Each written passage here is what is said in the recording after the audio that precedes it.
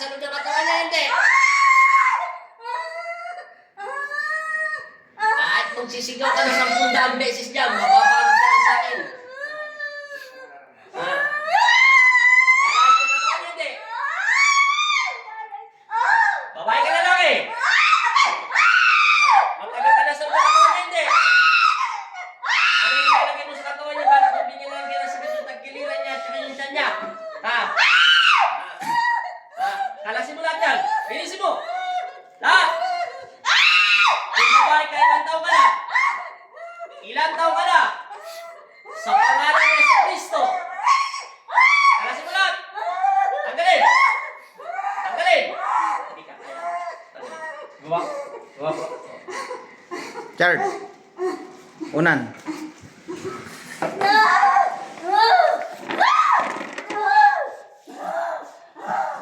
Kalasin mo. Tanggalin mo. Tanggalin mo hindi. Tanggalin mo. Chard. Kalasin mo.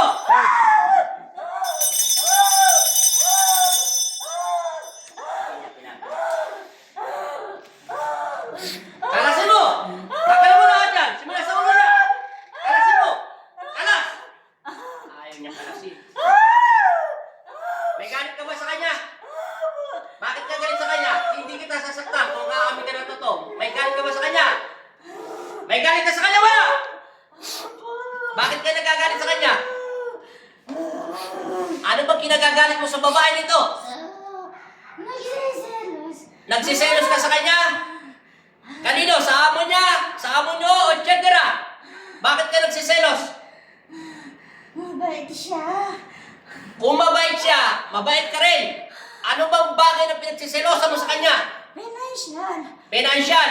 May asawa ka, wala? May asawa, wala? Ilan ang anak mo? Ilan ang anak mo? Pag nagsinungaling kita, bibigyan ko ng sakit ang isang anak mo. 6. Sige. Itong araw nito, kalasin mo yung nilagay mo sa kanya. Ikaw ay nagdarasal sa kanya nung pinagpapadasal mo lang to. Ikaw ay nagdarasal nung pinapadasal mo lang ito. Hindi ko po alam. Kalasin mo lahat yan. Tanggalin mo. Lahat. Nagsisinungaling to. Ayaw na kalasin. Galit. Kalasin mo hindi. Mamimilipit ka nung mamimilipit sa mga katawan niya. Tandaan mo. Kakalasin mo hindi. O, tanggalin mo lahat. Tanggal! Bakit ayaw mo kalasin? Hindi ka niya pagkalas. Pababa! Ibaba mo yung sakit niya. Idikit mo yung mga kamay mo sa katawan niya. Yan, kalasin mo lahat. Tanggalin mo. Tanggalin mo yung sakit niya sa tiyan. Sa tiyan! Tanggal! Tama mo! Bibigyan kita ulit ng isang pagkakataon. Bakit ka nagagalit sa kanya? O, sige, kalasin mo lahat. Unahin kita sa kanya. Sige! Kalasin mo yung sadyay niya. Huwag mong balik-balik pa rin yung kamay mo. Paliliparin ko rin niya ng apoy. Sige. Kalasin mo lahat. Anong inilagay mo sa katawan niya? Anong inilagay mo sakit sa katawan niya? Paano yan? Sakit. Oo nga, anong klaseng sakit? Ano ba yung nilagay mo? Paano sasakit yan? Kung ano? Anong nilagay mo? Hindi ko alam. Sinungaling ka pa rin. Kalasin mo talaga hindi. Kalasin mo lahat. Tanggalin mo. Pag nagsisinungaling ka, lalong iinit ng iinit yung papel. Kalasin mo lahat. Tanggalin mo. Lahat. Ubos. Ay, Diyos ko, Lord. Titigilan mo hindi. Hihilang. O, kalasin mo lahat. Sige, pagbibigyan kita, kalasin mo. Ubusin mo. Diyos ko po. Tanggalin mo. Kakalasin mo hindi. Bibigyan kita, isa. Kakalasin mo hindi. Diyos po. Diyos ko, Lord. Lord. Hindi niya kakalasin. Wala kang magagawa. Umanda ka magnitiko. Parusahan ang bakit parusahan.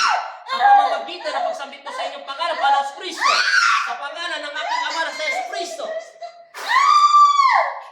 Ibigay ang parusa magnitiko.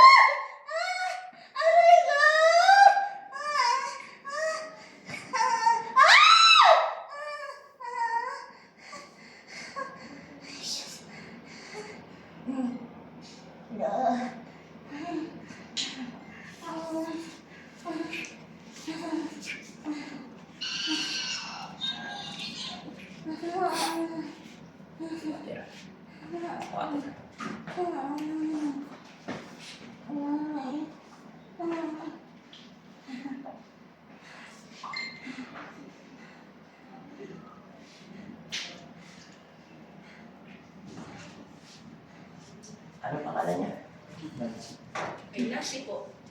Taxi.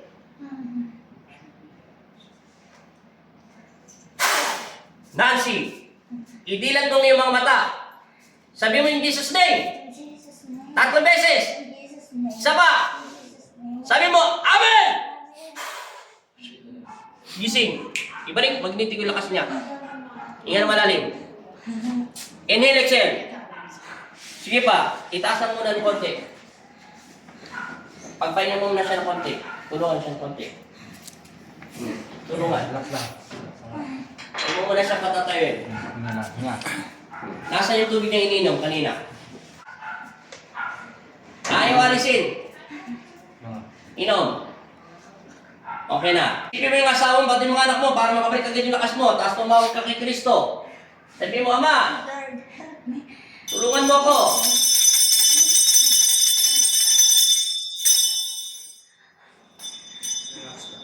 Hindi kakalasin ang kalaban namin. Ayaw niya kumalas. Nagsisinungaling siya. Umiinit na umiinit yung papel sa paa niya. Halos lumiliyap talaga. Sige, pwede na yan siya. Idilat mo yung mata mo, tayo. Tignan mo kung malabo, malinaw yung mata mo. Malinaw, malabo. Ay, bumalik na yung lakas niya. Bumaki na. Iupo na siya muna.